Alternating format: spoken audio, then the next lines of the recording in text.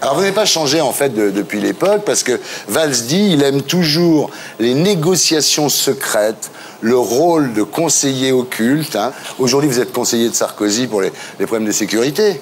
Oui, et de tous ses prédécesseurs comme ministre de l'Intérieur, depuis l'ère Pierre Joxe. Si l'on croit, comme c'est mon cas, dans la République, à un moment, il faut passer par la franc-maçonnerie. C'est un fantasme, la maçonnerie, bien évidemment. Chacun imagine que, pourquoi pas, sur ce plateau, il y a des forces obscures qui sont là. Partout. Partout.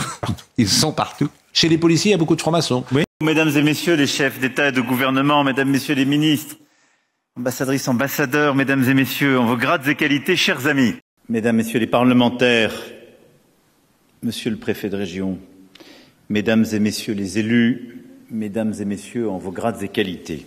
C'est comme en vos grades et qualités. Bonjour en vos grades et qualités, c'est une formule purement maçonne. Je l'ai dit, c'est un fantasme, la maçonnerie. Oui, c'est ça. Certains imaginent, ce qui est évidemment absolument faux, qu'elle tirerait les fils comme la trilatérale que c'est. Ne pas être totalement faux. Il faut dire la vérité. Ses amis politiques, les amis de la... je peux terminer. Oui. Il y avait ses amis politiques, il y avait les amis de sa même loge maçonnique qu'il avait lâchés et qui, eux, ont pu continuer leurs sales petites affaires. Et tout le monde, maintenant, commence à le comprendre. De sa même loge maçonnique qu'il avait lâchée. Jean-Luc Mélenchon a été... Bon, vous trouvez qu'il incarne bien les valeurs de la maçonnerie aujourd'hui ? Il a effectué un petit virage. Hein. Il a évolué dans le temps et d'ailleurs, comme il le dit lui-même, c'était un sujet où il était plus dans l'intimité de ses convictions personnelles que dans l'affirmation de ses convictions politiques. D'ailleurs, il y a des loges qui ont demandé à ce qu'il soit il est toujours poursuivi. Il a été au GODF. Il a été au Grand Orient. Bon, Xavier Bertrand. Xavier Bertrand a affirmé publiquement qu'il était franc-maçon. Et bon, j'ai aucun problème avec ce qu'il dit. Gérard Collomb.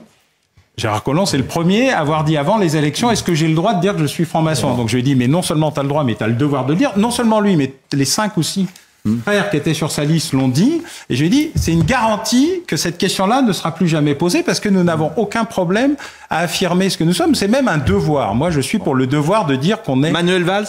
Oui. La parole circule. Oui, c'est... Entre les colonnes. Oui. Alors, ça c'est pas bien. la parole circule. Oui, entre les colonnes. A few moments later. En plus, je précise quand même que vous avez un président de la République qui s'adresse à des organisations clandestines. Que je sache, la Grande Loge de France, ça s'appelle une organisation clandestine, sauf erreur de ma part. Une association. Ça s'appelle une organisation très officielle quand même. Oui. Oui. Qui cultive le secret. Écoutez, je suis désolé de vous le dire. Ça politique ou de ministre devant.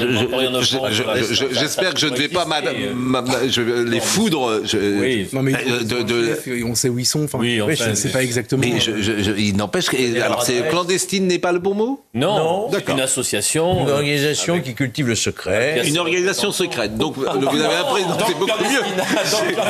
C'est beaucoup. Vous avez Georges Fenech, madame, messieurs. Je dirais que c'est occulte. Occulte. Occulte. Non, c'est une association reconnue et ses travaux ne sont pas publics. Oui. Ah bah oui, alors ça s'appelle occulte en fait. Donc vous avez un président de la République qui fait des lois de la République. Vous avez un président de la République qui effectivement dit des choses et il va devant une organisation occulte, secrète, clandestine, vous appelez